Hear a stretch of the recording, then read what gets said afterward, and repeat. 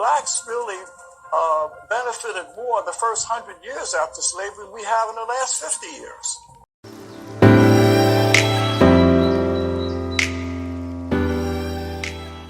We were denied access to hotels. We built our own. We have to communicate to our people just the history of how they achieved in the face of oppression.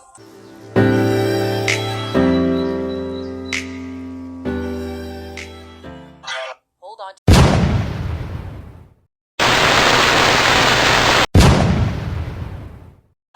Hold on. Everyone in my small, low-income black community, 98% of the households have a man and a woman raising children. That's why it's such a monopoly with different businesses and stuff, because of how they have linked that chain that it's hard for you to really just get ahead like that if you're a black American. But you can work up under them and build your brand up under them. That wasn't what we was built for. The Great Depression had wiped out many of the post-Civil War era of black wealth, and it took almost 228 years to build the same amount of wealth as our white counterparts after the Great Depression. It was over 400,000 acres of land that was available along the strips of South Carolina, Florida, Georgia, and it was 30 miles of mainland that was supposed to be recreational for us off the water. Just think about that. Why do you think they created the ghettos? Why do you think they created the projects? Why do you think they created that? They always wanted to keep everything borderline instead of really paying what they owed to the enslaved black people for years. They used certain projects and social projects to help, using names like HBCs and all of this other stuff, and low income housing and all of that. That was a grab towards people that they felt was underneath them.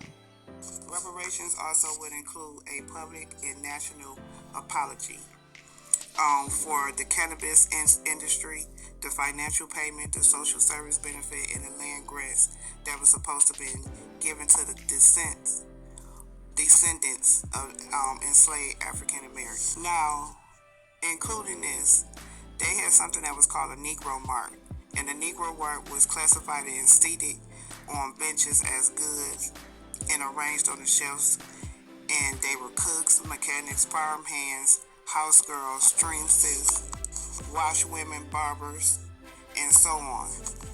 And they called these urban marts a urban retail market. Are you really fucking kidding me? And it was dedicated as a showroom to show that what kind of, as they consider Negroes, for work yard, jail, storerooms, kitchens, and they called this a clearinghouse. Wow.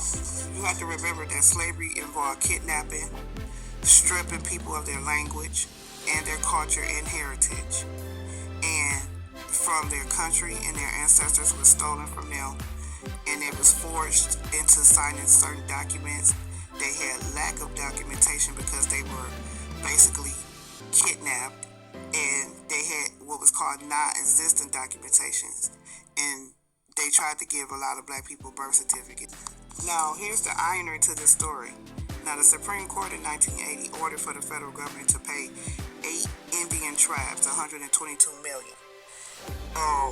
And then that was from their seasoned tribal lands in 1977.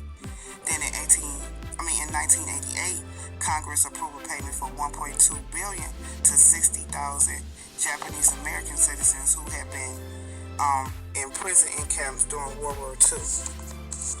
But for the African Americans' ancestors who were slaves and lived through the Jim Crow era, was enslavement of all prosecution of black people in the United States. Now, they was despised and despaired of their income, the wealth, the education, and especially between the black and the whites. Now, no package was offered to African American stuff. Hold on.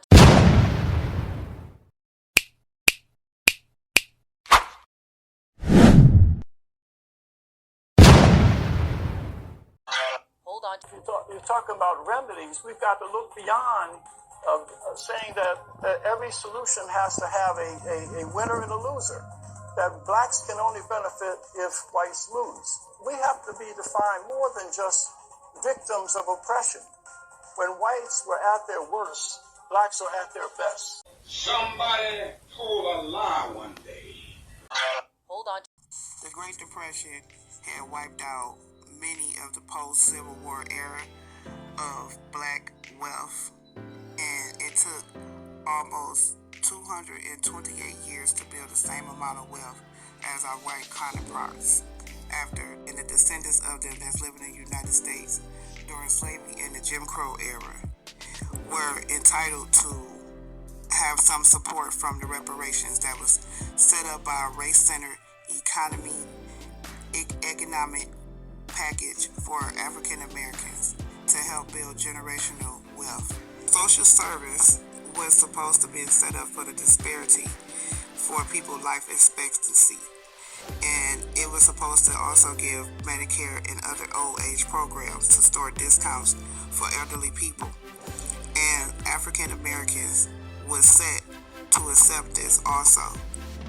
Now back in the 60s, they had formed a black manifesto, and in that black manifesto they requested $500 million from the American churches and the synagogues and the role in slavery that the Civil War had in black nationalist groups, wealth and accounts for their ancestors being in slavery. I was born in 1937 during the Depression.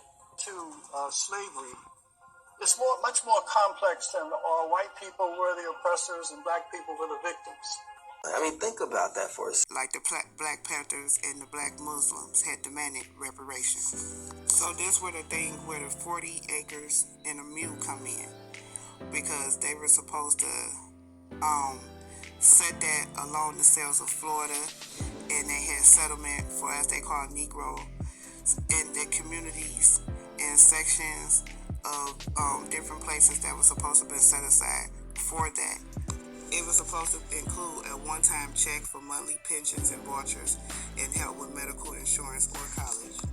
But in 1865, the order in the fall, that's when this was supposed to have been done. And they also had a rule too that if a child was born to an enslaved person, that child automatically inherits that mother and descendant, which would be labeled as a slave. So when reparations was pushed, several black organizations had lobbied Congress to provide pensions for former slaves and their children, and the bill was introduced in 1894. It was supposed to be a direct payment of $500 for ex-slaves, ranging from $4 to $15. Just think about that. And the movement itself faded away when World War I started. They also wanted to include reparations for direct payments, eligible recipients, long-term investment of education, housing, and business.